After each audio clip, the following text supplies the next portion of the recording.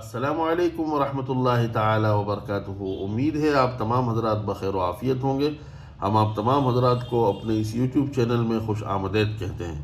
عزیزو، کسی دانشمند نے کیا خوب کہا ہے کہ ایک عالم کا علم اپنے کمال پر اس وقت پہنچتا ہے جب اس کی عمر کا جام لبریز ہو کر چھلکنے پر ہوتا ہے۔ عزیزو دوستو، ایک ایسے ہی عالم دین، مؤرخ اور لازوال تحقیقی تصنیفی کام کرنے والے ایک شخص، ان کی ایک کتاب کا تعارف اس وقت میں آپ حضرات کے سامنے لے کر حاضر ہوا ہوں۔ میرے سامنے اس وقت جو یہ کتاب ہے، اس کتاب کا نام البرامکہ ہے۔ جی ہاں، البرامکہ۔ آپ سوچیں گے کہ البرامکہ یہ کیسا نام ہے، لیکن یہ البرامکہ ایک مشہور اردو زبان کی تحقیقی تاریخی تصنیف ہے جس کو مولوی عبدالرزاق کانپوری نے لکھا ہے۔ البرامکہ اصل میں خلیفہ ہارون الرشید عباسی کے نامور وزراء یحییٰ، فضل اور جعفر برمکی کی مفصل سوانح عمری ہے۔ آپ دیکھ سکتے ہیں اس وقت یہ کتاب میرے سامنے حاضر ہے۔ یہ کتاب اصلاً لکھی گئی تھی 1897 میں، لیکن اس کے بعد جو ہے تقریباً 42 سال تک مصنف کے سامنے یہ کتاب رہی اور 7 ایڈیشن کتابوں کے شائع ہوئے۔ ہر ایڈیشن کے اندر مصنف نے اپنی تحقیقی اعتبار سے کتاب کو اور جلا بخشی اور اس میں حواشی اور حق کو اضافہ کرتے رہے۔ اس وقت جو کتاب میرے سامنے ہے یہ 1960 کی کتاب ہے، اور 1960 میں یہ آخری دفعہ مصنف کی وفات سے چند ماہ پہلے شائع ہوئی تھی۔ یہ کتاب چودھری محمد اقبال سلیم گاندری، مالک نفیس اکیڈمی و Masood publications house, Bellasis street, Karachi, Pakistan نے اس کو شائع کیا ہے۔ اور یہ کتاب عجیب و غریب ہے اس معنی کر کے بھی کہ ایسی زبردست اور لازوال محققانہ ہے کہ مصنف کو تقریباً اپنے زمانے میں 42 سال تک اس کتاب کے نام سے جانا گیا۔ اس لیے مولوی عبدالرزاق کوئی نہیں کہا کرتا تھا ان کی حیات کے دور میں ان کو، بلکہ صرف مولانا البرامکہ کہا کرتے تھے۔ البرامکہ یہ کتاب ایک شخص یا صرف 3 نامور وزراء یحییٰ، فضل اور جعفر برمکی کی سوانح حیات نہیں ہے، بلکہ یہ کتاب جب ہم پڑھتے ہیں تو ہمیں یہ بات پتہ چلتی ہے کہ یہ قدیم عظمت کی، ایران کی ایک قدیم عظمت کی کہانی، عہد عباسی کی عظیم الشان تمدن و تہذیب کی تاریخ، اسلامی تاریخ کے درخشاں ترین دور کی جیتی جاگتی تصویر اور عباسی خلفاء کے سیاسی و انتظامی اداروں کی مکمل داستان ہے۔ اس کتاب سے ہمیں جہاں یہ معلوم ہوتا ہے کہ برامکہ کون تھے، وہاں یہ بھی پتہ چلتا ہے کہ بلخ کی عظمت گزشتہ کیا تھی۔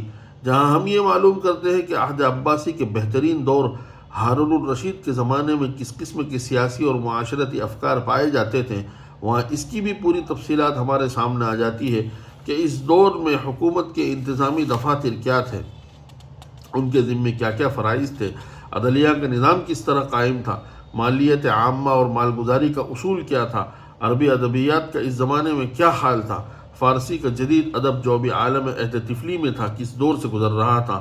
ہاں، اور اس کتاب کے مطالعے سے یہ بھی واضح ہو جاتا ہے کہ علوم اوائل یعنی فلسفیانہ افکار و خیالات کی آمیزش سے اس زمانے میں اسلامی عقائد و اعمال پر کیا گزر رہی تھی۔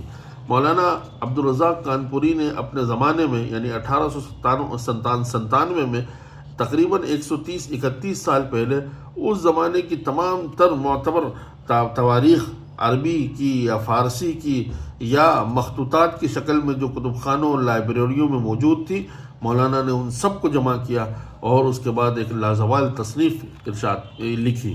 مولانا کی اس تصنیف کے بارے میں علامہ شبلی نعمانی جیسی شخصیت نے کہا ہے کہ مجھے کبھی کبھی حسد ہوتا ہے اس بات پر کہ میں مولوی عبدالرزاق کانپوری کی کتاب البرامکہ کی طرح کوئی کتاب نہیں لکھ سکا۔ مولانا اس وقت اتنے زبردست آدمی تھے کہ اس دور کے تمام بڑے لکھنے والے، جس میں سر سید ہے، حالی ہے، شبلی ہے، ملا واحدی ہے، مولانا ابوالکلام آزاد ہے، مولانا عبدالحلیم شرر ہے، اس طریقے کے وہ تمام لوگ جن کا ڈنکا اس وقت اردو زبان و ادب میں بج رہا ہے اور جن کی کتابیں بنیاد سمجھی جاتی ہے، وہ تمام مولانا کے حلقہ احباب میں شامل تھے۔ یہ کتاب شروع ہوتی ہے اور اس کے بعد مولانا عبدالرزاق کانپوری کی جو نواسی تھی سعیدہ بانو، ان کے قلم سے مولانا کا یہ تعارف لکھا ہے۔ اچھا، مولانا 1908 میں ہمارے یہاں ریاست بھوپال میں آ گئے تھے اور یہاں آنے کے بعد ان کو تحصیلدار بنا دیا گیا تھا۔ ہمارے یہاں ایک علاقہ ہے بیگم گنج، وہاں مولانا کو تحصیلدار بنایا۔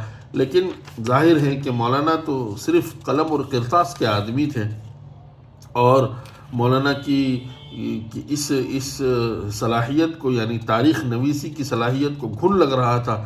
اس وجہ سے جو ہے نواب سلطان جہاں بیگم کے جو صاحبزادے ہیں انہوں نے مولانا کو جو ہے اپنے پاس بلا لیا، جن کا نام نواب نصر اللہ خان تھا، اور مولانا کو جو ہے وہاں ریاست کی جو ایک شعبہ تھا جس کا نام جو ہے وہ تاریخ نویسی کا شعبہ تھا، مولانا کو اس کا صدر بنایا، اور مولانا نے وہاں بہت لازوال تصانیف لکھی ہیں، لیکن آج تک وہ کتابیں دستیاب نہیں ہوئی ہیں، کہیں مولانا کے قلم سے مخطوطات کی شکل میں وہ موجود ہے۔ آپ دیکھ سکتے ہیں کہ مولانا کا کس طریقے سے گھر میں رہتے تھے، گھر میں میز کرسیاں وغیرہ سب تھی، لیکن ایک کمرے میں بیکار پڑی رہتی تھی اور خود ہمیشہ فرش پر بیٹھتے تھے، اور مجھے اکثر شرم آتی تھی جب آپ کے پاس میرے نظریے سے کوئی بڑا آدمی آ جاتا اور قبلہ بے تکلفی سے اسی فرش پر برابر بٹھا لیتے تھے، تب میں کبھی عرض کرتی کہ دیکھیے باپ، اب کمرے کا یہ حلیہ نہ رہنا چاہیے، میں یہاں کرسیاں ڈلوا دوں گی۔ مسکرا کر جواب دیتے، اپنی معاشرت نہیں بدلتے بیٹا۔ دارالمطالعہ میں کتابوں کی الماریاں بھری ہوئی تھیں، نیچے فرش تھا، ایک کونے پر مسند بچھی اور گاؤ تکیہ لگا ہوا تھا، اس مسند کے بھی دونوں جانب کتابوں کا ڈھیر لگا رہتا تھا۔ یعنی مولانا کس طریقے سے کتابیں لکھتے تھے۔ 1947 تقسیم کا زمانہ مولانا نے دیکھا ہے، اور 17 فروری 1948 کو مولانا کی وفات ہوئی۔ پھر یہ دوسرا دیباچہ مولانا نے، یہ پہلا دیباچہ 1897 میں جب مولانا نے یہ کتاب لکھی ہے، اور کس خوبصورت انداز میں مولانا نے کتاب شروع کی ہے۔ ہمیں اندازہ ہوتا ہے کہ مولانا کا ادبی مقام بھی کتنا بلند تھا۔ مقدور ہمیں کب تیرے وصفوں کے رقم کا، حقہ کے خداوند ہے تو لوح و قلم کا۔ یہاں سے مولانا نے شروع کی ہے کتاب، اور بہت نہایت عاجزی اور انکساری کے ساتھ۔ اور اس کے بعد جب مولانا نے کتاب لکھنا شروع کی ہے، اللہ اکبر، حیرت ہوتی ہے کہ اس تفصیل کے ساتھ مولانا نے یہ کتاب لکھی ہے کہ فارسی کی تمام تر مطولات تاریخ کی اور عربی زبان کی، اور یعنی کہتے ہیں کہ مولانا نے جب یہ کتاب لکھی تو ایک ایک واقعہ نہیں، ایک ایک لفظ کی اندی کی چندی کر دی، اور اس کی تاریخی حقیقتیں اور اہل لغت اور تمام کے تمام چیزیں جو ہیں مولانا نے اس میں جمع کر دی۔ اور جگہ جگہ مولانا اس طریقے سے فارسی زبان اور اردو کے اشعار لائے ہیں کہ محسوس ہوتا ہے کہ سونے کی انگوٹھیوں میں مولانا نے نگینے جڑ دیے ہیں۔ یہاں لکھا ہے، شدیم خاک وہ لیکن ببوئے تربت ماں، تواں شناخت کزی خاک مردمی خیزت۔ ترجمہ کہ ہم مٹی میں مل گئے، لیکن ہماری قبر کی خوشبو سے یہ پہچانا جا سکتا ہے کہ اسی مٹی سے انسانیت ابھرتی ہے۔ قدیم ایرانیوں سے مولانا نے اس کتاب کو شروع کیا، اور دھیرے دھیرے جو ہے مولانا نے آتش پرستی اور اس کے متعلق تمام تر تاریخیں جو کہیں دستیاب نہیں ہوتی ہے، مولانا نے سب کو جمع کیا، فارسی تاریخوں سے، اردو تاریخوں سے، عربی مآخذ سے، اور مولانا نے جو ہے اس کتاب کو لکھا۔ کتبات کو مولانا نے نقل کیا ہے، یعنی مینوسکرپٹ جو پتھروں پر لکھی ہوئی تواریخ ہے، مولانا نے اس کو بھی جو ہے ذکر کیا۔ لفظ برمک کی تحقیقات اور خاندان برامیکا کی وجہ تسمیہ مولانا نے وضاحت کے ساتھ لکھی۔ برمک کا مادہ اشتقاق اور وجہ تسمیہ، یعنی آپ دیکھ سکتے ہیں کہ سنسکرت کی کتابوں سے بھی مولانا نے مدد لی ہے، اور ایسی لازوال تصنیف مولانا نے چھوڑی ہے۔ اچھا، خاندان بنو عباسیہ اور امیہ کو مولانا نے بہت تفصیل سے بیان کیا، ان کے شجر نسب کو ذکر کیا ہے، ان کی اولادوں کو، ان کے بیٹیاں اگر تھی تو ان کی شادیاں کہاں ہوئی تھی، کتنا جہیز دیا گیا تھا، کون سے محل میں کون رہتا تھا، اس محل کی مالیت کیا تھی، وغیرہ وغیرہ تمام چیزیں۔ یعنی ایک مورخ جہاں تک جا سکتا ہے اپنے عقل و سوچ کے مطابق، مولانا وہاں تک گئے ہیں، اور وہاں سے مولانا آب و گوہر تلاش کر کے لائے ہیں، اور یہ کتاب مولانا نے لکھی ہے۔ اچھا، یہ ذکر آبادی دارالسلام بغداد، یعنی اسلامی دارالخلافہ عباسی دور میں کیا تھا، اور کس انداز میں جو ہے قدیم بغداد تھا، کس انداز میں عباسیوں نے اس کو بنایا تھا۔ بغداد کی وجہ تسمیہ مولانا نے لکھی ہے، اور اس کے بعد یہ اندازہ ہوتا تھا قصر الذهب یا طلائی محل جو مشہور عباسیوں کا سونے کا محل تھا، اس میں جو ہے اس کے بارے میں بھی جو ہے مولانا نے لکھا ہے۔ قصر الذهب پر ایک بڑا برج تھا جس کا نام قبۃ الخضرا تھا۔ اس پر گہرا پختہ سبز رنگ تھا اور اس کی بلندی 80 گز تھی۔ بغداد کے اندر آنے والے قافلوں کو میلوں سے نظر آ جاتا تھا، اور انصاف یہ ہے کہ اس ایوان کی عظمت و دلکشی اسی برج سے تھی۔ اور جھروکا درشن غرفہ کے متصل قیمتی سامان فرنیچر سجا ہوا ایک کمرہ تھا جہاں ملاقات کرنے والے اصحاب بٹھائے جاتے تھے۔ 941 عیسوی یعنی 329 ہجری میں قبۃ الخضرا پر بجلی گری اور وہ برباد ہو گیا۔ یعنی ان کے محلات کا طریقہ اور وہ تمام چیزیں مولانا نے بیان کی۔ اچھا، بغداد کی آب و ہوا کیا تھی؟ بغداد کی آب و ہوا نہایت معتدل تھی۔ بقول شاعر مثل نبض صاحب صحت ہر موج صبا، یا حکیم انوری کی زبان سے یہ کہنا چاہیے کہ صبا سرشتہ نجاکش طراوت طوبہ، ہوا نہیں افتہ در آبش حلاوت کوثر۔ اور مردوں کے مقابلے میں صنف ناسک یعنی عورتوں کے لیے بغداد کی آب و ہوا بہت زیادہ مفرح تھی۔ اچھا، صرف آب و ہوا نہیں بلکہ بغداد کے مارکیٹس میں کیا ریٹ پر کیا چیزیں ملتی تھی وہ بھی ذکر کی۔ تجارتی مال سے بغداد کے بازار پٹے رہتے تھے، لہذا ہر جنس کے نرخ ارزاں تھے، یعنی بہت کم قیمتیں تھیں۔ اس عہد کا مکمل جنسوار یکجائی نہیں ہے۔ خطیب بغدادی اور حمداللہ وغیرہ نے بعض اشیاء کے نرخ لکھے ہیں جس سے روزمرہ کی چیزوں کا اندازہ ہوتا ہے۔ خرما 60 رطل، شہد خالص 10 رطل، گوشت بکری 60 رطل، گوشت گاؤ 90 رطل، ایک بکری 90 رطل وغیرہ وغیرہ۔ اچھا، وہاں بہت مشہور دریا ہے دجلہ اور فرات، تو دجلہ کا اثر بغداد پر سب کچھ اس کے بارے میں لکھا ہے کہ اس میں جو کشتیاں ہوتی تھی وہ کیسی چلتی تھی۔ کشتیاں سادہ، رنگین، سرخ و سفید، شیر دہاں، مور پنکھی، عقاب، سانپ، گھوڑے اور ہاتھیوں کی صورت میں تیرتی پھرتی تھی۔ بیگمات اور خلفاء کے بجرے محل نما ہوتے تھے جن میں ہر قسم کا سامان ہوتا تھا۔ حکیم انوری نے ایک قصیدے میں بغداد کی اچھی تصویر کھینچی ہے، لہذا چند اشعار اس جگہ نقل کیے جاتے ہیں اور یہ مضمون ختم کیا جاتا ہے۔ دور حاضر میں حکومت عراق کے زیر سیادت بغداد اب پھر ترقی کر رہا ہے، جس کی تفصیل کی ضرورت نہیں۔ یعنی جس زمانے میں یہ کتاب لکھی گئی اس زمانے میں 1857 میں شاید بغداد دوبارہ ترقی کر رہا ہو، واللہ اعلم بالصواب۔ اور جس باغ کی یہ بہار تھی اس کی خزاں بھی ملاحظہ فرمائیے کہ ہے زیارت گاہ مسلم گو جہاں آباد بھی، اس کرامت کا مگر حقدار ہے بغداد بھی۔ یہ چمن وہ ہے کہ تھا جس کے لیے سامان ناز، لالۂ صحرائے یثرب یعنی تہذیب حجاز۔ خاک اس بستی کی ہو کیوں کر نہ ہم دوش ارم، جس نے دیکھے جانشان پیمبر کے قدم۔ جس کے غنچے تھے چمن سامان وہ گلشن، یہ ہے یہی کانپتا تھا جن سے روما ان کا مدفن ہے یہی۔ علامہ اقبال نے۔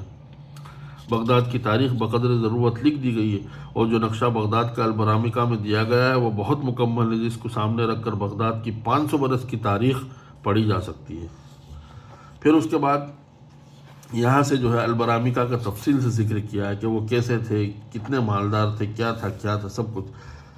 اچھا، یہاں صفحہ نمبر 171 سے ابو جعفر ہارون الرشید 5واں خلیفہ، عباسی خلیفہ، جو عباسیوں میں سب سے مشہور خلیفہ ہارون الرشید جس کو ہم کہتے ہیں، اس کی تخت نشینی شروع ہوئی ہے۔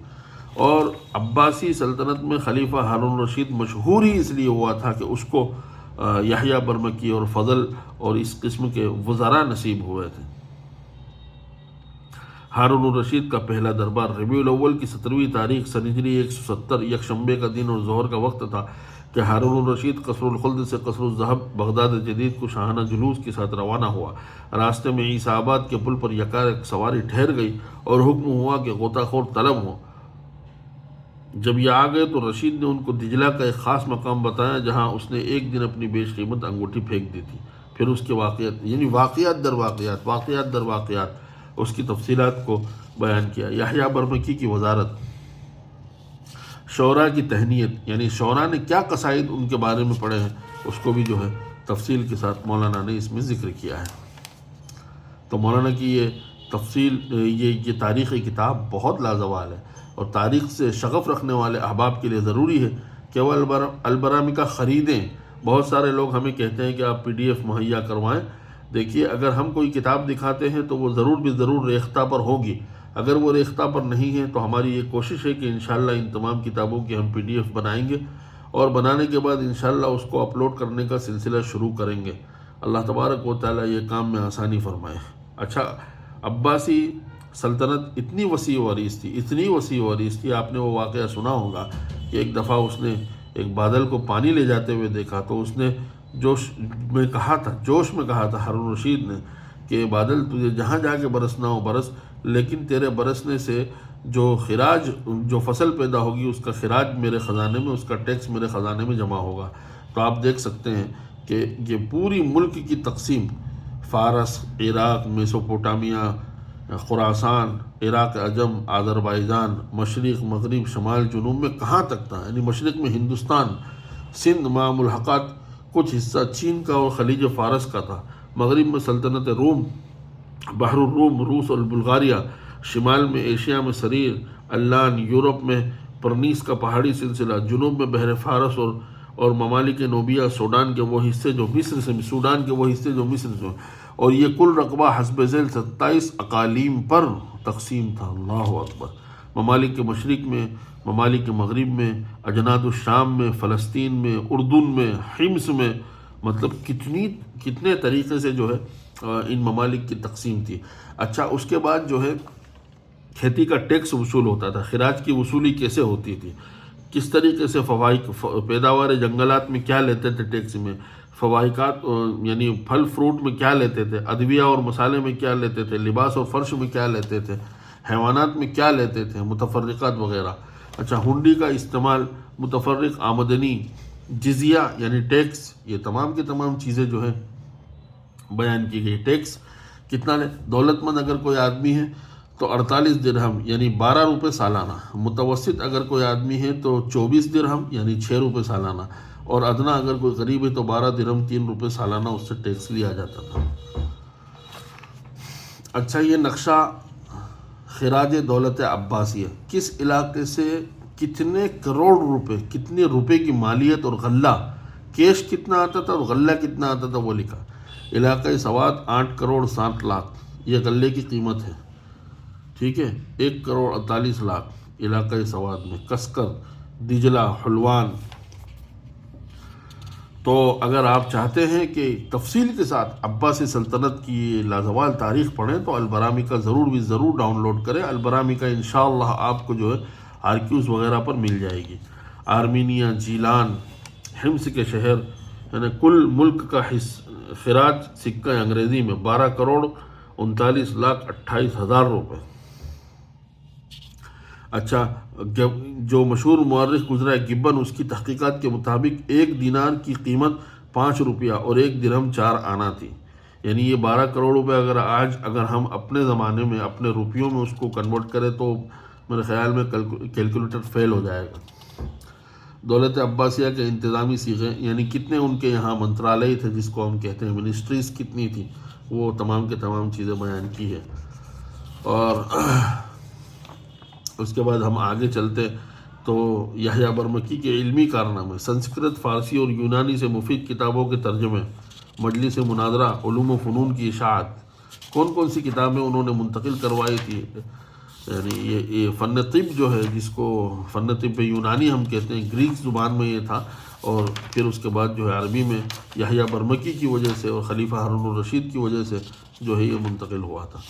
اچھا، ایک اللہ کی عجیب شان دیکھیے کہ ان کے قصص و حکایات بھی بہت عجیب و غریب ہیں، یعنی ان کے واقعات، ان کی عقل مندی کے قصے یہ پڑھنے جیسے، اور اس زمانے میں فی زماننا ہم کو بہت سبق ملتا ہے۔ تقریباً یہ کتاب نصف ہو چکی ہے، اور اس کے اندر ظاہر ہے کہ اگر قدیم ایران کی عظمت رفتہ اگر ہم دیکھیں تو اس میں بہت اہم حصہ موسیقی کا تھا، تو اسلامی موسیقی کی ارتقائی تاریخ عہد عباسیہ میں اس کا عروج، آلات طرب اور ان کا طریقہ استعمال، موسیقی کی یونانی کتابوں کا ترجمہ عربی میں، اس کا اثر اسلامی موسیقی پر، دربار برامکا کے نامور مغنی ابراہیم و اسحاق مسلی وغیرہ، یحییٰ برمکی کی فیاضیہ اور ان کا اعجاز، خلفاء اور حرم سرا کی محفلیں، عہد ہارون الرشید میں موسیقی کے اسباب کی ترقی، موسیقی کا وطن، اور فن موسیقی پر بھی مولانا نے پوری جو ہے تحقیقات کتاب میں لکھ دی ہیں۔ یہ راگ کے نام ہیں: روحادی، حسینی، راست، حجاز، بزرگ، کوچک، عراق، صفاہان، نوا عشاق، زنگلہ، بوسلیق، اور اس کا وقت کیا ہے، اس کے مرکب شعبے کیا ہے، اور ہر شعبے کے راگ سے کیا مرکب ہے، یعنی اصوات پر بھی انہوں نے پوری بحث کی ہے۔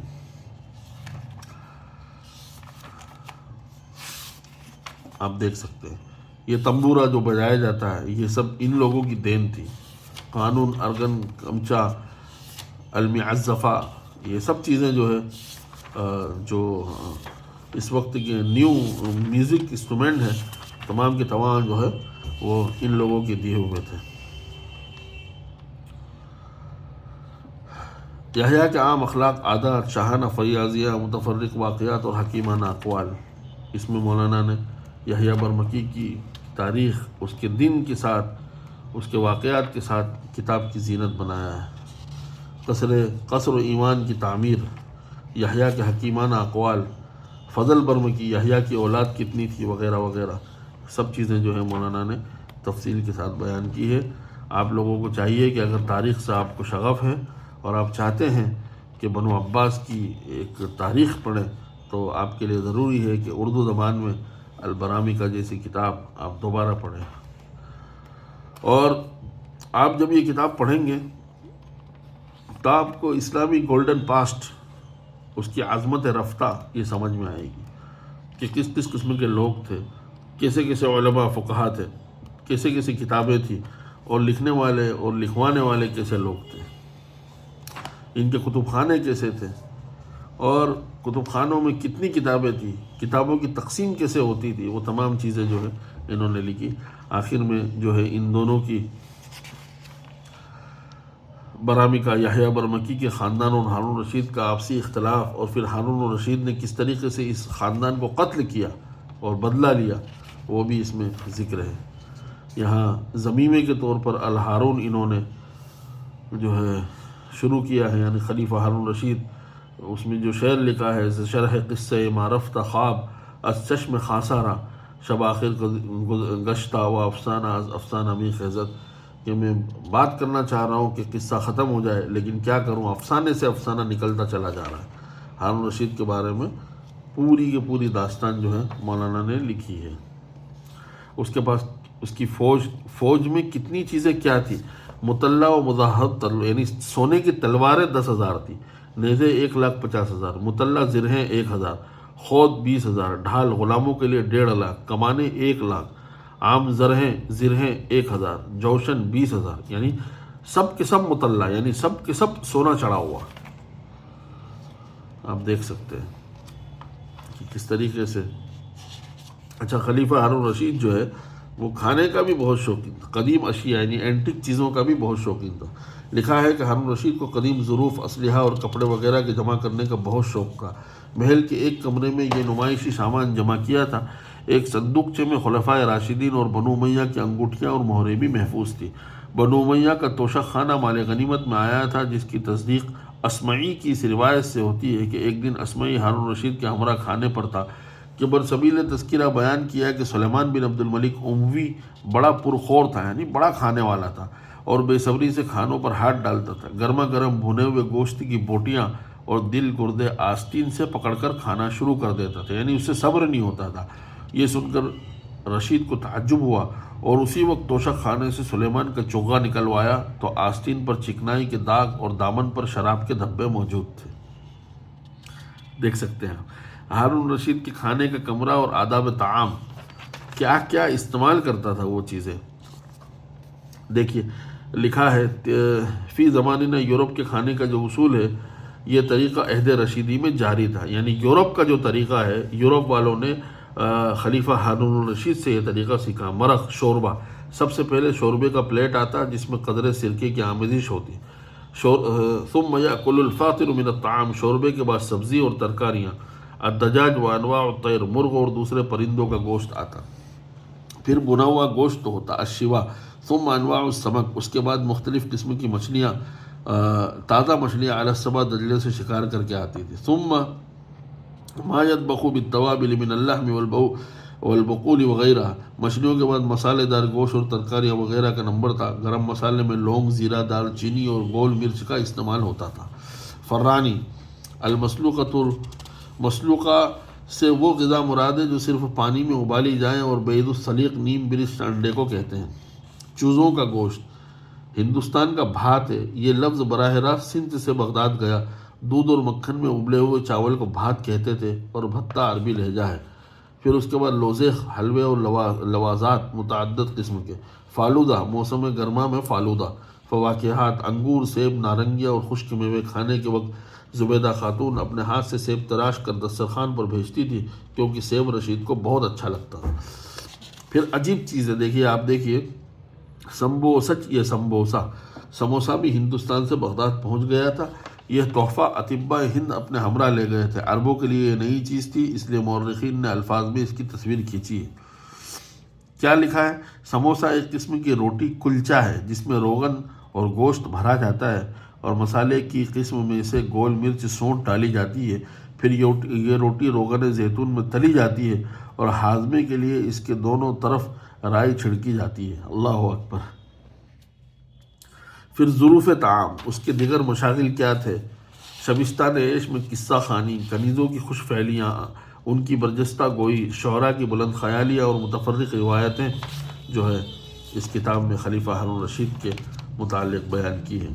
تو اگر آپ چاہتے ہیں کہ ایسے لازوال تصنیف پڑھیں تو ضرور بھی ضرور البرامکا کو ڈاؤن لوڈ کریں اور مطالعہ کریں، ضرور بھی ضرور، اور آپ کو اندازہ ہوگا کہ اسلامی گولڈن پاسٹ کیا عجیب و غریب اپنے اندر۔ اچھا، خلیفہ ہارون رشید کی آخری دربار اور موت، یہ اس کی موت کا ذکر ہے کہ اس کا انتقال کب ہوا۔